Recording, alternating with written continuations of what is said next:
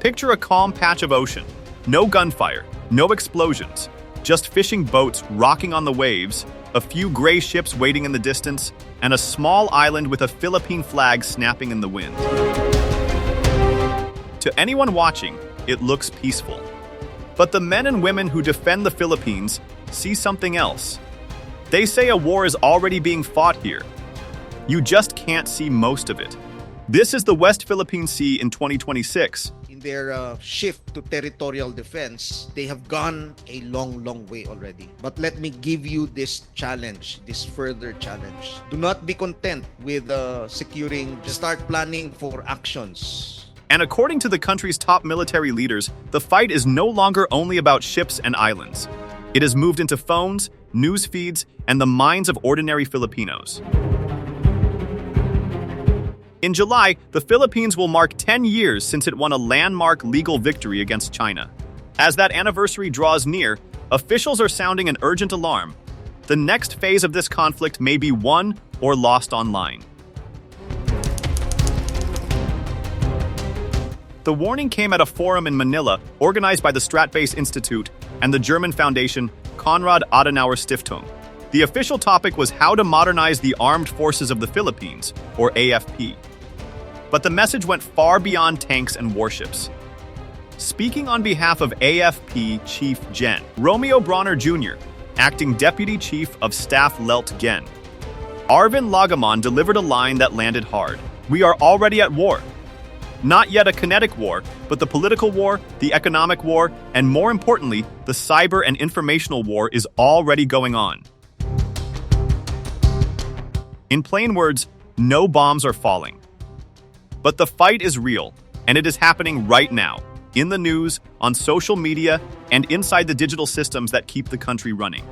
A kinetic war means real missiles and bullets.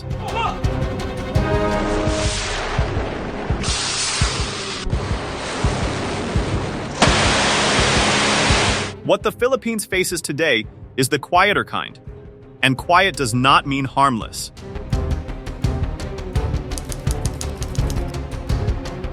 Lagamon described China's actions at sea with a blunt list of words. He called them illegal, coercive, aggressive, deceptive, destructive, and bullying. Filipino officials have shortened the core of this into one label: ICAD behavior: illegal, coercive, aggressive, and deceptive. What does that look like in real life?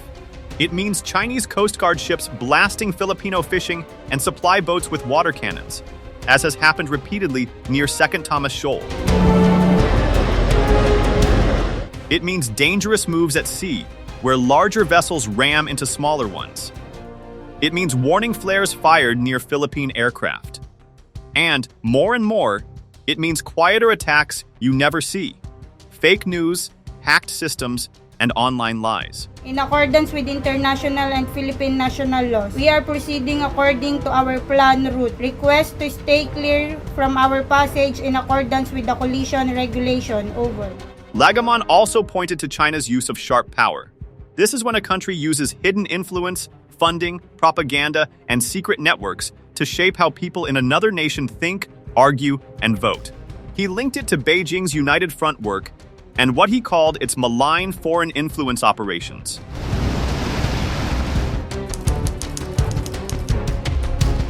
To understand why information matters so much, you have to go back to 2016.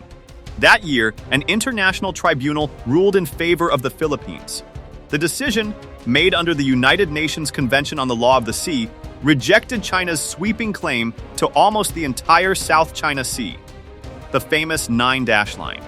It was a historic win for a smaller nation standing up to a giant, and it confirmed the Philippines' rights over its own waters. China ignored the ruling. Beijing kept its ships near contested spots like Scarborough Shoal, a rich fishing ground it has effectively controlled since 2012, and pressed its presence elsewhere across the sea. And ever since the verdict, it has worked hard to make people doubt that the decision means anything at all. Stratbase President Victor Andres Dindo Manhit put it simply at the forum: every day, efforts to undermine and discredit the ruling persist. This is the heart of the information war. If China can convince enough people, in the Philippines and around the world that the ruling no longer matters, then the victory begins to fade. Not on paper, but in people's minds. And a right that people forget is a right that becomes easy to take. For years, the danger in the West Philippine Sea was easy to picture. Big ships pushing around smaller ones. That hasn't stopped. But a new front has opened up, and it lives inside your phone. Manhit described a pattern of asymmetric gray zone challenges stretching across many areas at once. At sea, it's water cannons and ramming. In the air, it's dangerous maneuvers and flares. And in the digital world, it's information warfare, a steady stream of false stories designed to confuse and divide. Earlier this year, Manhit gave this threat a label used by experts worldwide: Foreign Information Manipulation and Interference, or FIMI. He described it not as random rumors, but as an organized system built to find and exploit a country's weak spots. The tools are modern and frightening. Deepfake videos can make a leader appear to say things they never said. Artificial intelligence can flood social media with thousands of fake posts in seconds.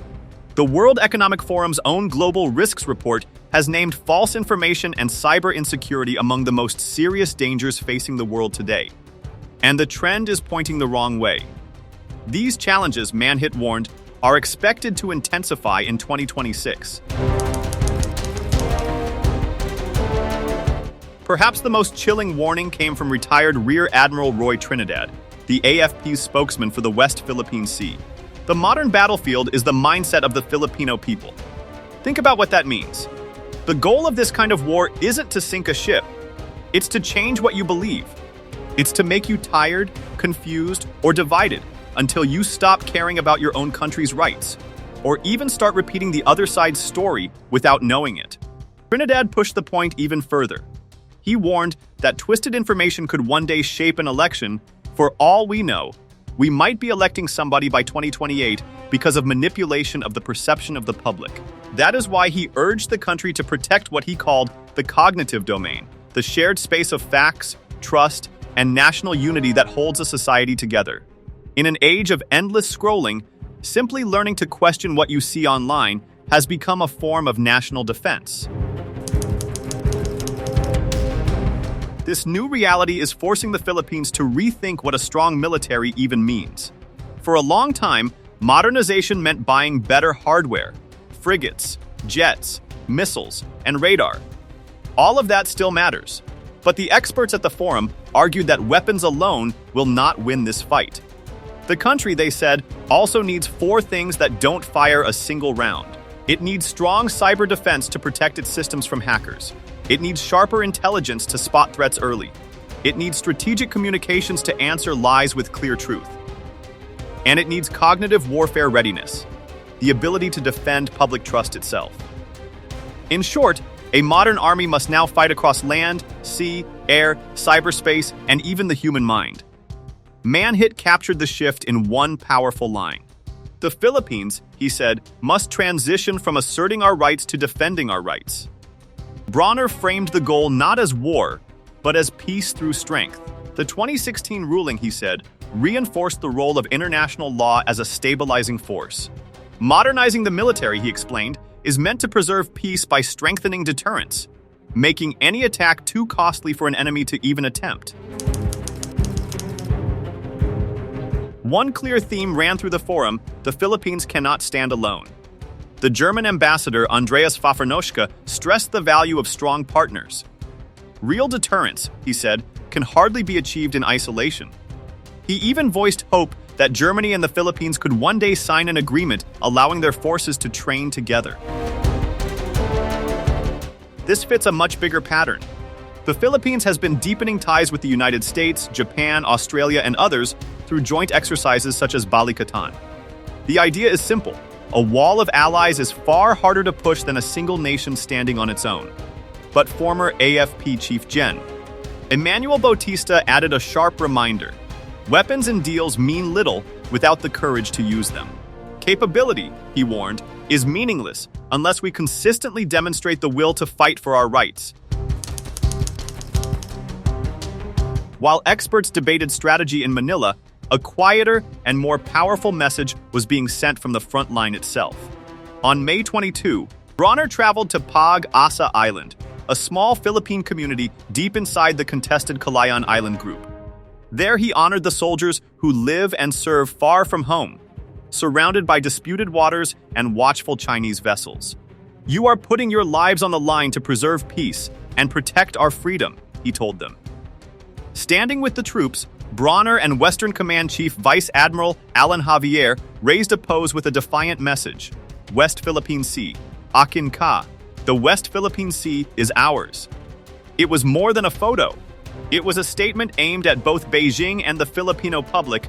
We are here, we are staying, and we will not be erased, not from the map and not from the story.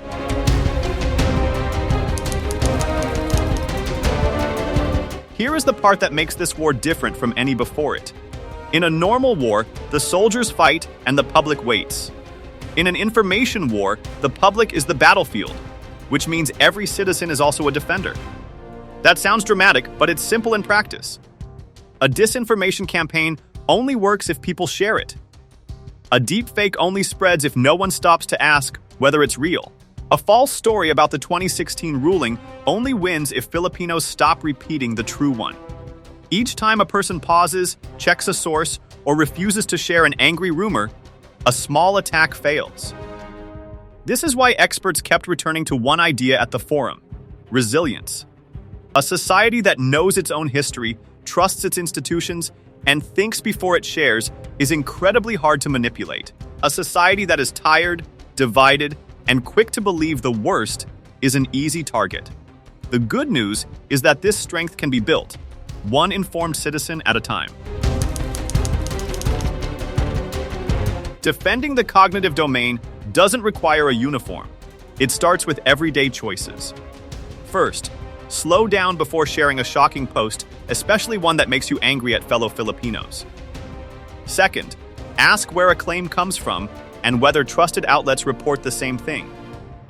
Third, keep the 2016 ruling alive in conversation, because a victory people remember is a victory that's hard to erase. These habits cost nothing, yet together they form a shield no water cannon can break. As the 10th anniversary of the 2016 ruling approaches, the meaning of this moment is becoming clear. The West Philippine Sea is no longer just a dispute over rocks, reefs, and fishing grounds. It has become a test of something harder to measure: a nation's unity, its trust, and its will to defend the truth. The ships are still out there. The water cannons still fire. But the most important battles may now be fought in places we rarely think of as war zones: a news feed, a viral video, a comment section, a quiet doubt planted in someone's mind. The Philippines won its case on paper in 2016. Whether it can defend that win in the years ahead may depend less on the size of its navy and more on something every citizen carries: the ability to think clearly, stay united, and refuse to be fooled. In this new kind of war, awareness is armor, and the first line of defense is an informed mind.